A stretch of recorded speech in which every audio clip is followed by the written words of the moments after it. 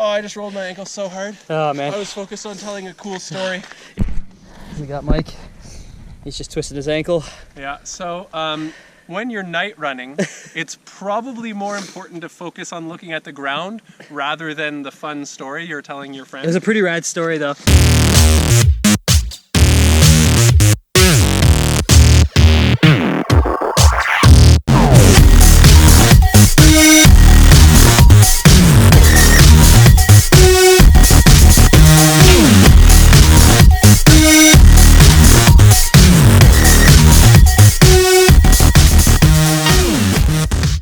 Okay, we got them packed up in ice here.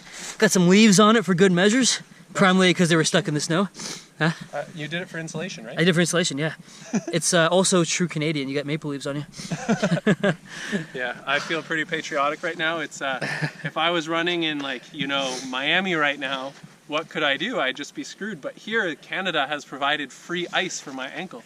When you twist your ankle, the most common way to twist it is rolling it inwards. Which I just did. Which you just did. So we call it an inversion sprain. So when you twist your ankle, there's 3 ligaments on the outside.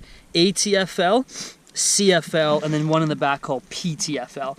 And what those do is they hold your fibula bone, which is here, to your ankle.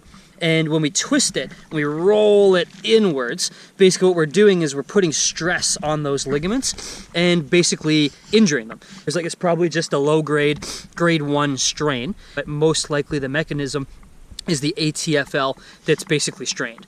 So right now, I mean, we've got compression, we've got ice on it. The acronym that we use in the sports world for physio is PEER.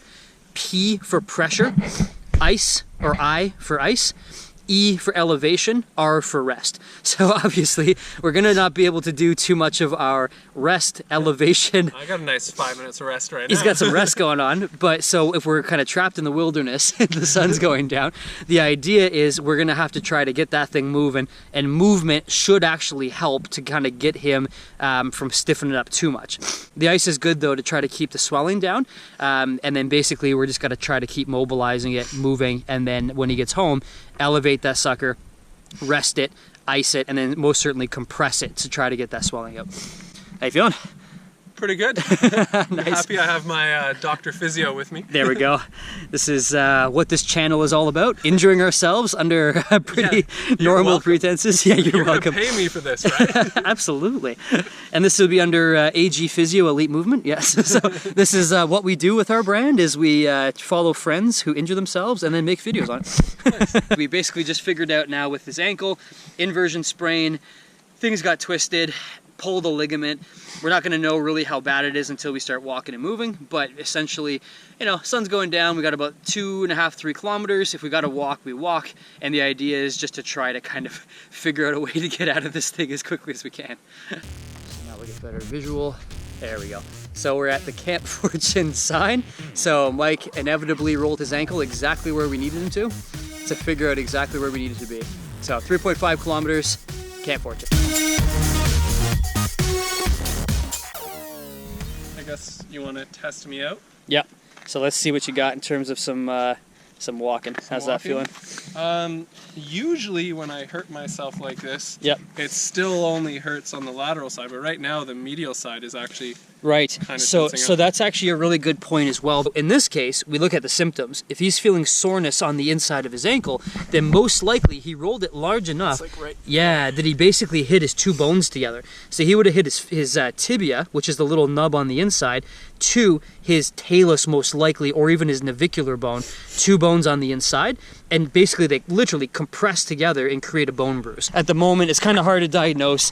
Acute injuries are always tough because you have pain and you have swelling that have started, but at the same time, the most important thing right now, especially when you're in our situation, is just to keep going. And so the other thing to mention too, especially when you get an ankle strain, is there's something called the Ottawa ankle rules. And again, kind of funny enough, we're actually in Ottawa, or Gatineau right now, but kind of guideline for acute injury with ankle sprains to understand if we need to go to the hospital to get an x-ray.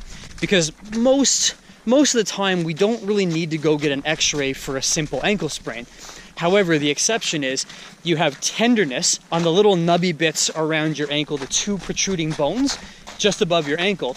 if there's point tenderness or touch tenderness really bad to that area, or 2.5 centimeters above on those bones, and there's an inability to weight bear right away, that's a great sign to say go get an x-ray because there might be a fracture. So because we got so late at night, our phones have died now because of the cold, and this headlamp probably won't last the whole way.